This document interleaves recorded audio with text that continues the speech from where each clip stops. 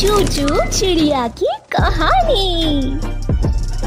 सुंदरबन जंगल में चिंकी नाम की एक गरीब चिड़िया रहती थी। चिंकी चिड़िया बेहद खूबसूरत और होनहार चिड़िया थी। उसका इस दुनिया में कोई नहीं था। उसके माता पिता बचपन में ही उसे छोड़कर चले गए थे। तब से वो अकेले ही अपना गुजारा किया करती थी। वो रोजाना नदी किनारे पानी पीने जाया करती। तब उसकी मुलाकात एक बंटी नाम के कबूतर से होती है। बंटी कबूतर चिंकी की खूबसूरती देखकर पागल हो जाता है और चिंकी से दोस्ती करने की सोचता है। एक दिन रोज की तरह चिंकी नदी किनारे पानी पीने आती है।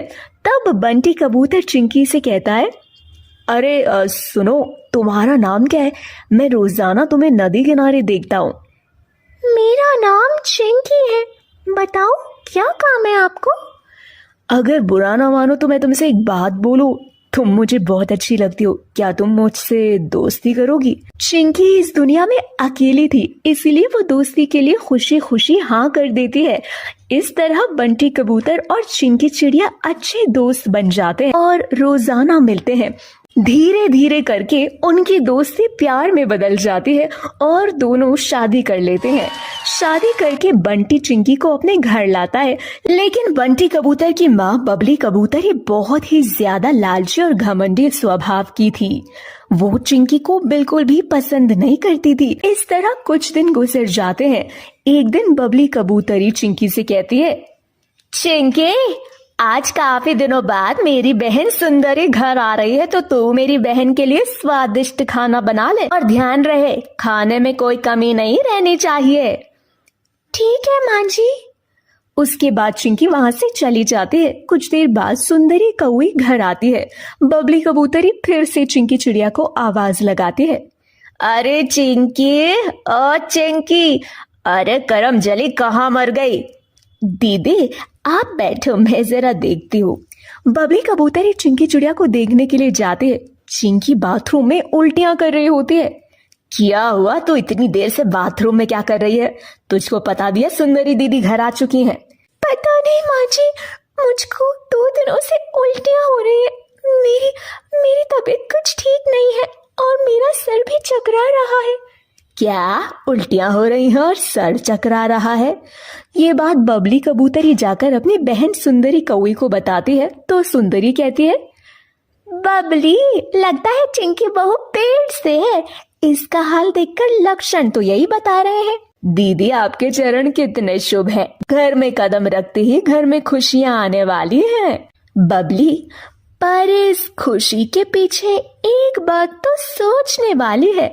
अगर बहू की पहली बार में लड़का हो गया तो तुझे आने वाले वंश की कोई चिंता नहीं रहेगी, और अगर बहू ने पहली ही बार में लड़की को जन्म दिया तो तू आगे के वंश के बारे में सोचती रहेगी, क्योंकि तेरा इकलौता बेटा ही है। सासू माँ, पर पहला बच्चा लड़का हो या लड़की, उससे क्या फर्क पड़ता है? हमारे लिए तो बस यही खुशी की बात है कि बच्चा सुरक्षित और स्वस्थ होना चाहिए। चिंकी बहू, सुंदरी दीदी हमसे बड़ी है। अगर तुम उनसे जुबान ना लड़ाओ तो अच्छा होगा। दीदी हमारे भले के लिए ही कह रही है। शाम को जब बंटी कबूतर काम से घर आता है तब उसे चिंकी चिड़िया के गर्भवती होने की बात पता चलती है।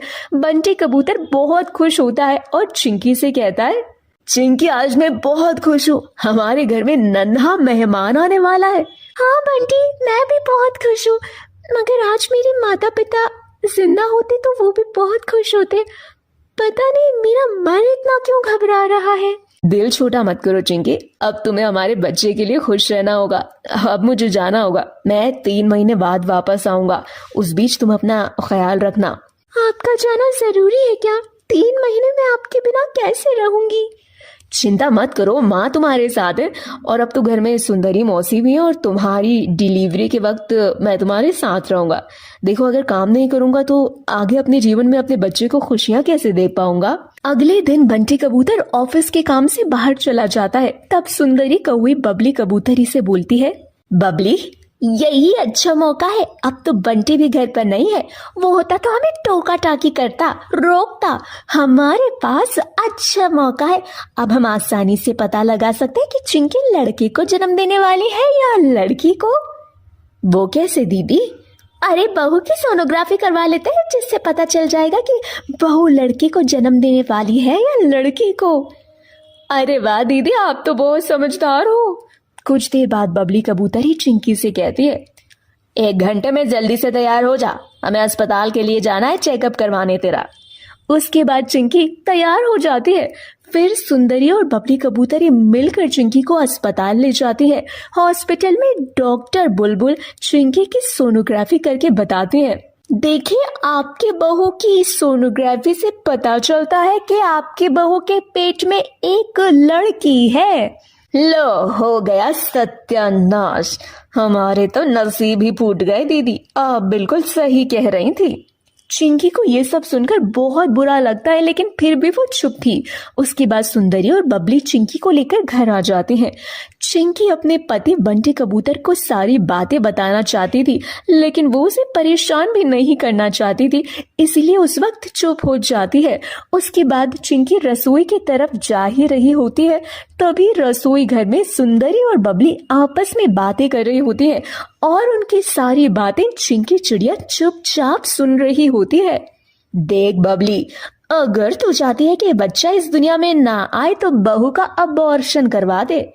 हाँ दीदी, ये ठीक रहेगा, क्योंकि मैं भी चाहती हूँ कि जल्दी से जल्दी मुझे इस मुसीबत से छुटकारा मिल जाए। ये सारी बातें सुनकर चिंकी खुद को बहुत अकेला महसूस करती है और रोते रोते खुद से बोलती है, हे भगवान, मुझे यहाँ से भागना होगा, वरना ये दोनों मिलकर मेरे बच्चे को मार डालेंगी। चिंकी ये सोचकर घर से भाग जाती है और एक पेड़ की डाल पर बैठकर रोने लगती है। हे भगवान, मैं कहाँ जाऊं? मुझे तो कुछ समझ नहीं आ रहा। माँ जी और सुंदरी दीदी एक औरत होकर भी मुझ पर अत्याचार कर रही है, कोई तो मेरी मदद करो। जिस पेड़ पर बैठकर चिंकी रो रही होती है, उसी पेड़ पर एक कालू जादूगर रहता है। वो उसकी सारी बातें सुन लेता है और चिंकी के सामने आ जाता है। अरे आप कौन हो? घबराओ नहीं, मैंने तुम्हारी सारी बातें सुन ली हैं। मैं एक जादूगर हूँ। मैं तुम्हारे बच्चे की रक्षा करने के लिए तुम्हें जादुई शक्तियाँ दूंगा, ताकि तुम अपने बच्चे की रक्षा कर सको। इन शक्तियों से तुम्हें और तुम्हारे बच्चे को कोई नुकसान नहीं पहुंचा पाएगा। कालो जादूगर अपनी जादुई शक्तियों से चिंकी को जादुई शक्तियां देता है और चिंकी उसका धन्यवाद करती है और खुशी खुशी अपने घर वापस लौट जाती है। करमजली डायन पनौती, कहाँ मर गई थी? हम कब से तेरी राह देख रहे थे। वो माँ जी, मेरा मन घबरा रहा था ना, इसलिए बाहर थोड़ा घूमने गई थी। अब जल्दी से जाकर तैयार हो जा, डॉक्टर ने बुलाया तेरे चेकअप के लिए, हमें हॉस्पिटल पहुंचना पड़ेगा। उसके बाद सुंदरी और बबली फिर से अबॉर्शन के लिए चिंकी को अस्पताल लेकर जाती हैं। डॉक्टर बुलबुल चिंकी का अबॉर्शन कर देती है। ये देखकर बबली और सुंदरी बड़ी खुश होती हैं, लेकिन हकीकत में चिंकी का अबॉर्शन नहीं होता, बच्चा उसके गर्भ में ही होता है। घर आकर बबली खुश होकर सुंदरी से कहती है, अच्छा हुआ दीदी, समय से मुसीबत टल गई। अगर आप नहीं होती तो ये मनहूस एक लड़की को जन्म देकर मेरे सर पर मूंग दलने के लिए छोड़ देती। ये सारी बातें चिंकी सुन रही होती है, लेकिन कुछ नहीं कहती। धीरे धीरे कई महीने गुजर जाते हैं और चिंकी का पेट आने लगता है। ये देखकर सुंदरी और बबली बहुत हैरान रह जाते हैं। दीदी ये क्या, हमने तो इसका अबॉर्शन करवा दिया था, लेकिन इसका तो पेट आ रहा है। हाँ बबली, ये देखकर तो मैं भी बहुत हैरान हूँ। उसके बाद दोनों मिलकर फिर से चिंकी को कुछ ना कुछ करके परेशान करती रहती हैं, लेकिन एक दिन अचानक से चिंकी को दर्द शुरू हो जाता है। दोनों लेकर चिंकी को हॉस्पिटल जाते हैं। हॉस्पिटल में चिंकी 2 जुड़वा बच्चों को जन्म देती है। तब डॉक्टर बुलबुल बताती है, बधाई हो, आपकी बहू ने 2 जुड़वा बच्चों को जन्म दिया है, एक बेटा और एक बेटी। तब तक वहां पर बंटी कबूतर भी आ जाता है। चिंकी बंटी को सारी बातें बताती है। कोई बात नहीं चिंकी, अब हम हमारे बच्चों के साथ कहीं और रहेंगे। अपने बेटे की बात सुनकर सुंदरी और बबली को अपनी गलतियों का एहसास होता है और वो फूट फूट कर रोते हुए बंटी और चिंकी दोनों से माफी मांगने लगती हैं। बंटी बेटा, मुझे माफ कर दे, मुझसे बहुत बड़ी भूल हो गई। इस दुनिया में तेरे सिवा मेरा और कोई नहीं है। तू मुझे छोड़कर मत जा। बंटी बेटा, इसमें बबली की कोई गलती नहीं, ये सब तो बबली को मैंने ही कहा था, मुझसे बहुत बड़ी भूल हो गई। तू घर छोड़कर मत जा बेटा। नहीं माँ, आप एक औरत होकर एक औरत पर ही अत्याचार कर रही थी। आपने मेरे बच्चों को नुकसान पहुंचाने का सोचा और चिंकी का अबॉर्शन करा रही थी आप। बंटी जी, कोई बात नहीं, अब माँ जी को अपनी गलती का एहसास हो गया है तो उन्हें माफ कर दीजिए। चिंकी के कहने पर बंटी मान जाता है। उसके बाद सभी हंसी खुशी मिलकर एक साथ रहने लगते हैं। दोस्तों, ये थी हमारी आज की कहानी। दोस्तों, क्या आपको पता है बबली कबूतरी से मिलने उसके घर कौन आता है? अगर आपको पता है तो आप अपना आंसर हमें कमेंट सेक्शन में कमेंट करके जरूर बताएं। साथ ही वीडियो को लाइक जरूर करें और मेरे चैनल को सब्सक्राइब करना बिल्कुल भी ना भूलें।